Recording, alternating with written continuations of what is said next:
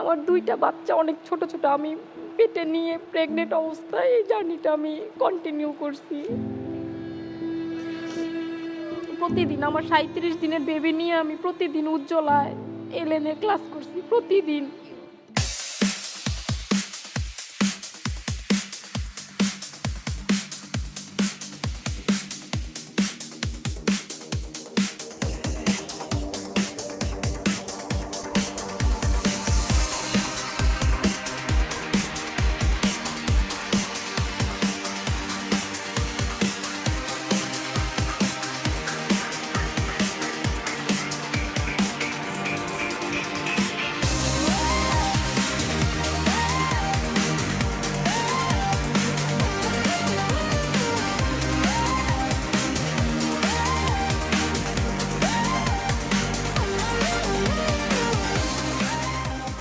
প্রিয় দর্শক, আমরা দেখে নিলাম আমাদের ৬ জন মডেলের পার্টিসিপেশনে দারুণ একটি fashion Q.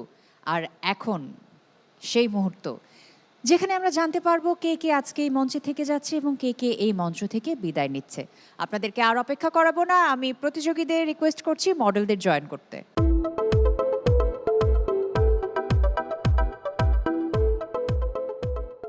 Thanks for joining. আমরা এখন রেজাল্ট জানতে পারবো। প্রথমেই নূপুর আক্তার, কি মনে হচ্ছে? এত বড় মঞ্চ, আজকে থেকে যাবেন আমাদের সাথে নাকি বিদায় জানাতে হবে? কনফিডেন্স আছে, পারবো, বাট বাকিটা আমার জাজদের উপরে। স্যাররা যেটা ডিসিশন নিবে আমি ওইটাই মন থেকে নিব। আমি একটুখানি পরে আপনার রেজাল্টটা জানাচ্ছি। সানজিদা রহমানের কাছে চলে আসছি। আপনার কি মনে হচ্ছে? আমার মনে হচ্ছে ইনশাল্লাহ পারবো। পারবেন, কনফিডেন্স থাকা ভালো। রেজাল্ট শিট যেটা বলছে, আজকে এই মঞ্চ থেকে সানজিদা রহমানকে আমরা বিদায় জানাচ্ছি। We are sorry.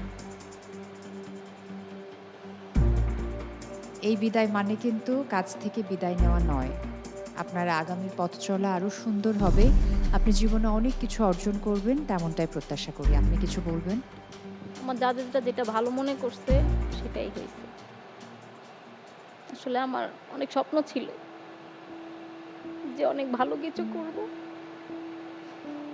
আমার ২টা বাচ্চা অনেক ছোট, ছোট। আমি পেটে নিয়ে প্রেগনেন্ট অবস্থায় এই জার্নিটা আমি কন্টিনিউ করছি।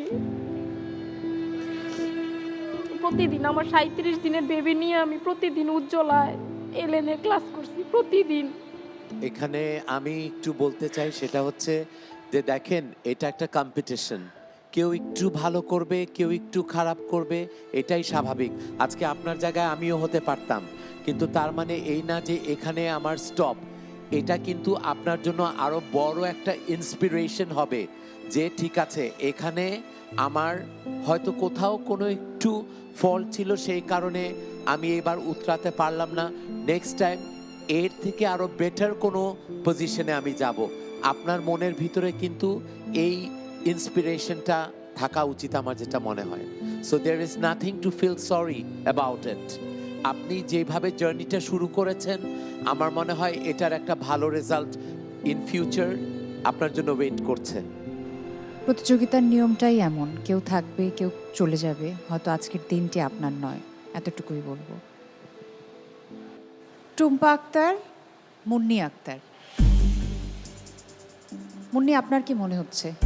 থাকবেন আজকে? বলতে পারছি না। টুম্পা, আপনার কি মনে হচ্ছে? বেস্টটা দেওয়ার ট্রাই করেছি, এখন প্রেরকদের হাতে। আপনার নিজের কি মনে হচ্ছে? নিজের প্রতি কতটুকু কনফিডেন্স আছে? আমার তো পুরোটাই আছে, জি, পুরোটাই আছে কনফিডেন্স। পুরোটাই আছে। সো আপনি মনে করছেন আপনি নেক্সট রাউন্ডে যেতে পারবেন? মার্কশিট বলছে টুম্পা এবং মুন্নি, যিনি আমাদের সাথে নেক্সট রাউন্ডে যেতে পারছেন না সেই নামটি হলো Tumpa. And Munni, you are safe, congratulation.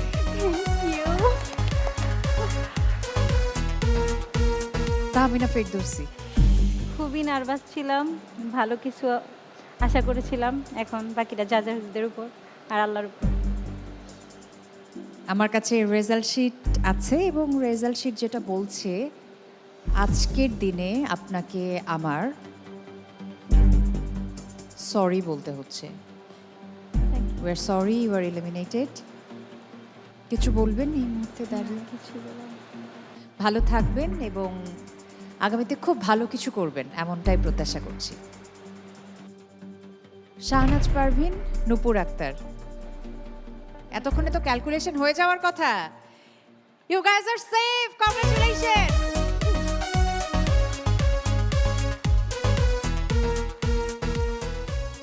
আপনাদের জন্য একটা স্পেশাল অ্যানাউন্সমেন্ট আছে কানিজাপার পক্ষ থেকে। সো আমরা একটু সবাই সেই অ্যানাউন্সমেন্টটা একটু শুনি, কি বলে দেখি। ঠিক আছে?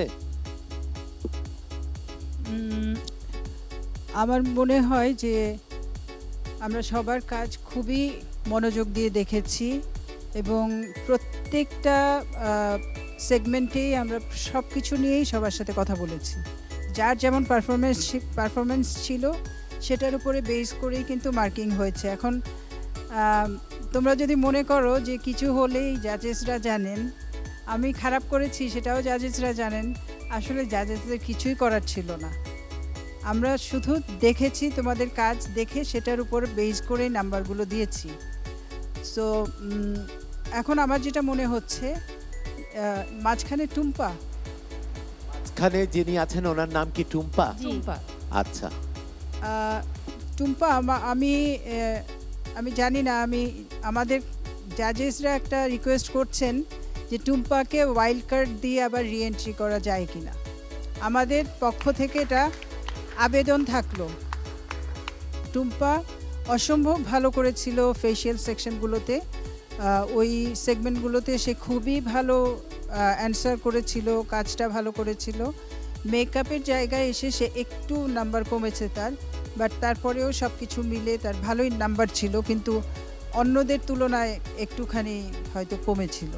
আমাদের পক্ষ থেকেই আবেদনটা থাকলো। এখন আমরা ডিসিশন যেটা হবে এটা জানানো হবে পরে। আমরাও আশায় বুক বাঁধলাম। আশা করছি টুম্পা আবার আমাদেরকে জয়েন করবে। সবার জন্য অনেক অনেক শুভকামনা রইল। প্রিয় দর্শক, আজকের পর্বের একেবারে শেষ প্রান্তে দাঁড়িয়ে আছি আমরা। আজকে এই মঞ্চ থেকে যারা বিদায় নিল তাদের জন্য আছে মমতাজ হার্বাল প্রোডাক্টসের পক্ষ থেকে গিফট হ্যাম্পার। আর এই গিফট হ্যাম্পার হ্যান্ডওভার করার জন্য আমি আরও একবার মঞ্চে আমন্ত্রণ জানাচ্ছি Shabnam ফারিয়াকে।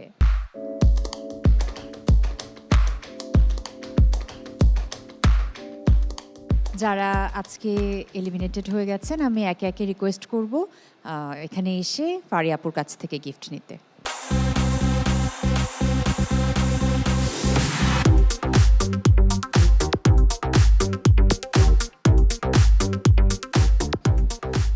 Thank you so much Faria আপু। কেমন ছিল আজকের পুরো জার্নিটা? আমার খুবই ভালো লেগেছে। আমি কানিজাপার সাথে গল্প করছিলাম যে আমার স্কিন কেয়ার আমার লাইফের একটা পার্ট। ইটস নট লাইক যে আমার শুধুমাত্র আমার কাজের জন্য আমাকে স্কিন সুন্দর রাখতে হবে সেটার জন্য করি, তা না।